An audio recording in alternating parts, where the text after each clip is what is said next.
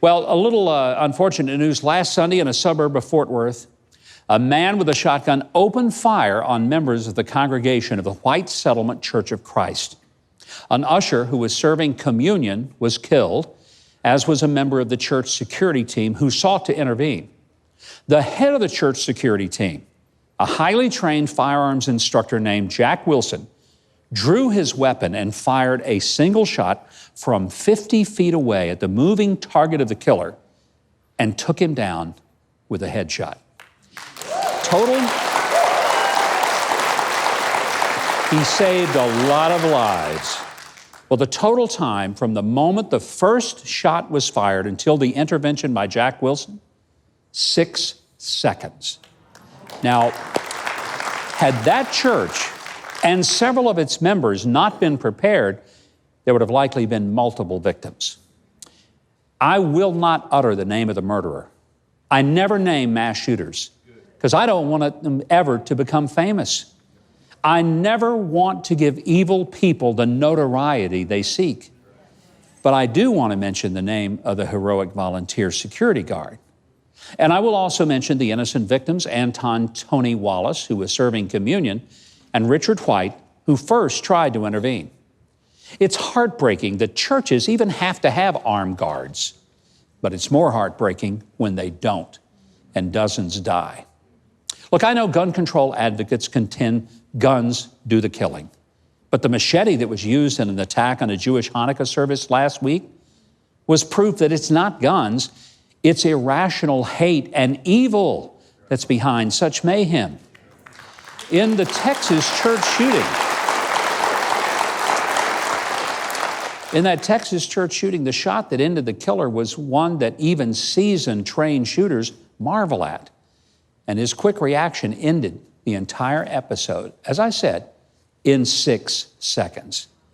It would likely have taken 6 to 12 minutes had members of the church been forced to just sit still and be systematically slaughtered, waiting for the police officers to arrive. Now, after this happened, I appeared on Fox News and mentioned that when politicians say they can fix such societal sins, they fail to recognize the root cause. Horrific mass murders are not about politics, be it left or right. It's not about Democrat or Republican, liberal or conservatives. It's not horizontal at all.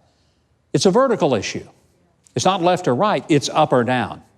It's about whether we live by God's standards or by our own man-made and selfish standards. And what we have now is a culture that has denied God's very existence, as well as His right to make the rules that we live by. We've created a society in which, like it was in the time of the judges in the Bible, every man does what is right in his own eyes. We've rejected moral absolutes for how we think, how we feel, how we believe. And our various institutions, including our education system, routinely deny the existence of moral absolutes in a world where we never want to say something is just simply wrong or evil. Well, politically incorrect though it may be, sin is real. It destroys. It's not about anybody's politics. It's whether we live by God's rules or by our own rules. And when as a culture we kill 1 million babies a year, deny that God created male and female, when we show contempt for the police officers in our city by cursing them or throwing liquids on them, we create a little piece of hell right here on earth. I was proudly, well, maybe I should say it wasn't proudly, I was profoundly scorned, and I got ridiculed for saying what I did about our culture. But I'm going to keep saying it anyway. Because when we deny that there's a God, then the only rules that we have left to live by are our own personal rules that we make up. When I play the guitar, I can't play a song until I tune the guitar. And I don't care, no matter how well one plays, an untuned instrument will not make music, just noise.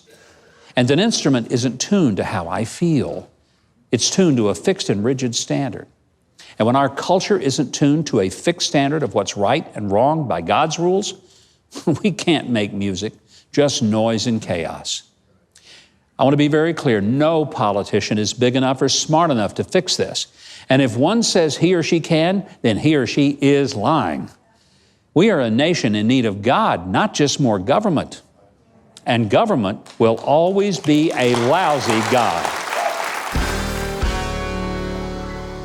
Thanks so much for watching, and I hope you enjoyed that video. If you did, be sure to leave a like, then subscribe, and hit the notification bell below. Now, if you didn't like it, you ought to find a Ben Shapiro video to detox you with more facts.